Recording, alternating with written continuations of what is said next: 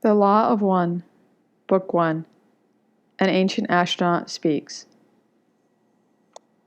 Don Elkins, Carla Ruckert, James Allen McCarty. Introduction. Don Elkins. This book is an exact transcript from tape recordings of 26 sessions of an experiment designed to communicate with an extraterrestrial being. We started the experiment in 1962 and refined the process for 19 years. In 1981, the experimental results of our efforts changed profoundly in quality and precision. This book is simply a report of the beginning of this latter phase of our work. Since our experimental work began, and even before we officially formed a research group, there was considerable confusion about the nature of our research. I would like to state that I consider my point of view to be purely scientific. Many readers of this material have used it as a basis to evaluate a previously assumed philosophical bias, which has ranged from what I would call objectively scientific to subjectively theological. It is not the purpose of our research group to attempt to do anything other than make the experimental data available. Each reader will undoubtedly reach his or her own unique conclusion about the meaning of this body of data. In recent years, there has been as much controversy about phenomena that were apparently incompatible with accepted methods of scientific research. This included such things as UFOs, mental metal bending, psychic surgery, and many other seemingly miraculous happenings. To prove or disprove any of these alleged phenomena is certainly not properly the task of the casual observer. However, most of the public opinion that has been generated with respect to these events seems to be the product of quick and superficial investigation. After almost 30 years of research and experimentation in the area of so-called paranormal phenomena, I must recommend extreme caution in reaching a conclusion. If it is possible to make money, gain notoriety, or have fun from perpetuating a hoax, then someone usually does it. Consequently, paranormal or psychic areas are prime targets for the trickster, and the careful researcher usually has to observe copious amounts of garbage data in order to find a possible embedded gem of truth. This is especially true of Philippine psychic surgery and the large area of spirit communication in general. It seems to me that the presently accepted scientific paradigm is less than adequate. It is my opinion that our present natural philosophy is a very special case of a much more general case yet to be unveiled. It is my hope that our research is in the direction of this discovery. After assimilating several million words of alleged extraterrestrial communication, it is also my opinion that this book and the subsequent volumes of the raw material contain the most useful information that I have discovered.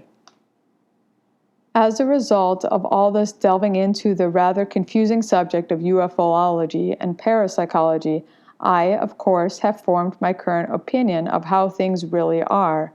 This opinion may change at any time as I become aware of future information. This book is not intended to be a treatise of my opinion, so I will not attempt to defend its validity. The following is the best guess I can make about what we think we are doing. Only time will tell as to the accuracy of this guess. Our research group uses what I prefer to call tuned trance telepathy to communicate with an extraterrestrial race called Ra. We use the English language because it is known by Ra. In fact, Ra knows more of it than I do. Ra landed on Earth about 11,000 years ago as a sort of extraterrestrial missionary with the objective of helping Earthmen with his mental evolution. Failing in this attempt, Ra retreated from the Earth's surface, but continued to monitor activities closely on this planet. For this reason, Ra is highly informed about our history, languages, etc. Probably the most difficult thing to understand about Ra is its nature. Ra is a 6-density social memory complex. Since Earth is near the end of the 3rd density cycle of evolution, this means that Ra is 3 evolutionary cycles ahead of us. In other words, Ra's present state of evolution is millions of years in advance of Earthman's. It is not surprising that Ra had difficulty communicating with Earthmen 11,000 years ago. The same problems still exist in our present, enlightened time. At this writing, we have completed over 100 sessions of experimental communications with Ra. This approximately 300,000 words of information has suggested to me a possibly more adequate scientific paradigm. Only time and future experience will serve to validate and expand this paradigm. UFOlogy is a large subject. A reasonable amount of background material would swell this introduction to book length. Therefore, the remainder of this introduction does not attempt to cover every portion of the diverse and growing field of study, but is instead an accounting of some of the pertinent parts of our research, from our beginnings to the present day and the Ra contact.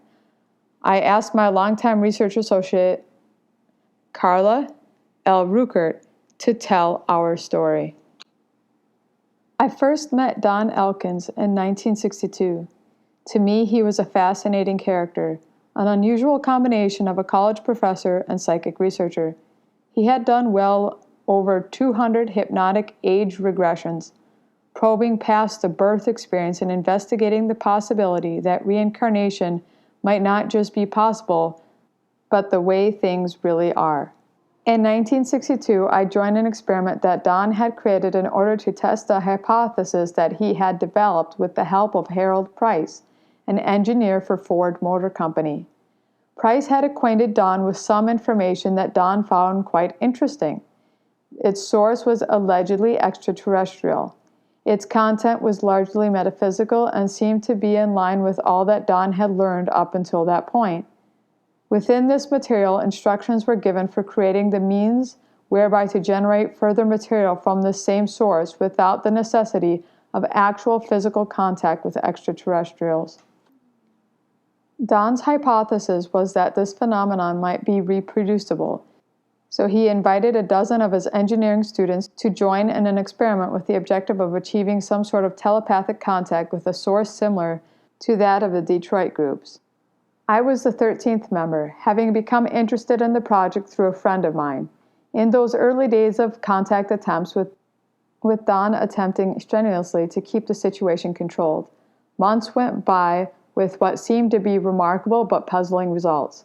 As we sat meditating, according to the instructions, everyone in the group except me began to make strange noises with their mouths. For my part, my main difficulty during those first 6 months was keeping a straight face and not laughing, as the sessions gradually became a raucous symphony of guttural clicks, slurps, and tongue flops. The nature of the experiment changed drastically when the group was visited by a contactee from Detroit. The contactee sat down with the group and almost immediately was contacted, apparently by telepathic impression, saying, "Why don't you speak the thoughts that are on your minds? We are attempting to use you as instruments of communication, but you are all blocked through fear that you will not be speaking the proper words." Through this instrument, Walter Rogers of Detroit, Michigan, the group was instructed to refrain from analysis, to speak the thoughts, and to analyze the communication only after it had been completed. After that night, a month had not gone by before half the group had begun to produce information. By the time a year had passed, all in the group except me were able to receive transmissions. The speech was slow and difficult at first because each individual wanted a precise impression of each and every word, and in many cases wanted to be completely controlled for fear of making an error in transmission. Nevertheless, this was an exciting time for the original group of students who began this strange experiment. In January of 1970, I left my position as school librarian of a 13th grade private school here in Louisville and went to work for Don full-time.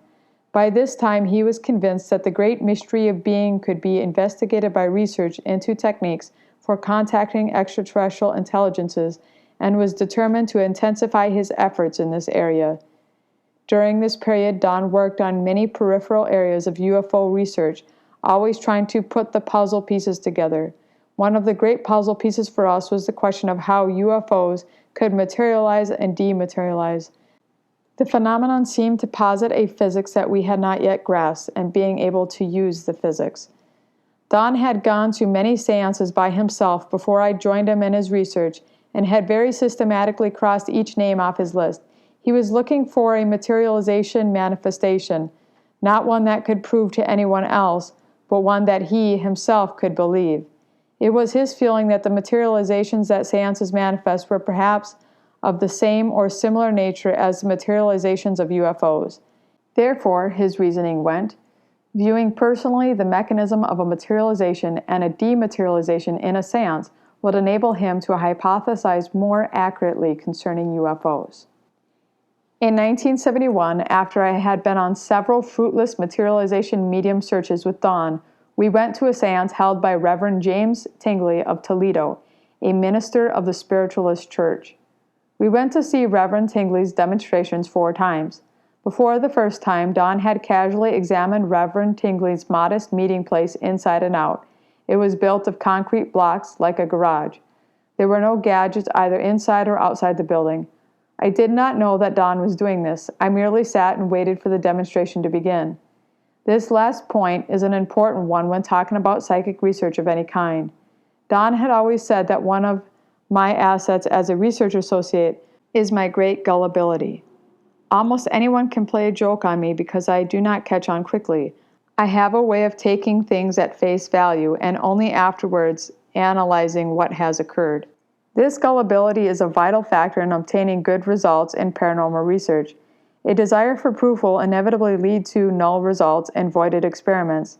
An open mind, one willing to be gullible, leads its possessor to a kind of subjective and personal certainty that does not equal proof, as it cannot be systematically reproduced in others. However, this subjective knowing is a central part of the spiritual evolution to which Ra speaks so compellingly in this volume, and that we have researched now for many years. The seance began, as do all the seances I have attended, with the repetition of the Lord's Prayer and the singing of hymns such as Rock of Ages, and I walked in the garden. There were approximately 26 people in this bare room, sitting on straight chairs in an oval circle. Reverend Tingley had retired behind a simple curtain and was also seated on a folding chair. Of the occurrences of the first seance, perhaps the most interesting to me was the appearance of a rather solid ghost known as Sister. She wished to speak to me and to thank me for helping Dawn. Since I had never had a close friend that was a nun, I was quite puzzled. It was not until much later, when Don was flying us home, that he jogged my memory, and I realized that his mother, who had died before I met her, was known in the family as Sister. Both in that seance and the following seance, when Don and I were called up, we could see the ghost-like figures of the materialized spirits quite clearly. I, with impaired night vision, could still make out features, but Don could see even the strands of hair on each entity. During the second seance, an especially inspiring master appeared suddenly, and the room grew very cold. He gave us an inspirational message, and then told us that he would touch us so that we would know if he was real. He did so, with enough force to bruise my arm. Then he told us that he would walk through us so that we would know that he was not of this density. This he did, and it is certainly an interesting sensation to watch this occur. Lifting his arms, he blessed all those in the room, walked back through us, and pooled down in a small pool on the floor and was gone. In 1974, Don decided that it was time for me to become a more serious student of the art of channeling. He argued that 12 years of sitting and listening to inspirational messages were enough, and that it was time for me to take some responsibility for those cosmic sermonettes, as Brad Steger had called them, that I so enjoyed. We began a series of daily meetings designed to work intensively on my mental tuning. Many of those who were coming to our meditations on Sunday nights heard about the daily meetings and also came, and within 3 months we generated about a dozen new telepathic receivers. During the process of these intensive meditations, we instituted our long-standing habit of keeping the tape recorder going whenever we started a session. This book introduction is quite long, so I have ended it here, but realized that I did not read the entire introduction to this book. Thank you for listening.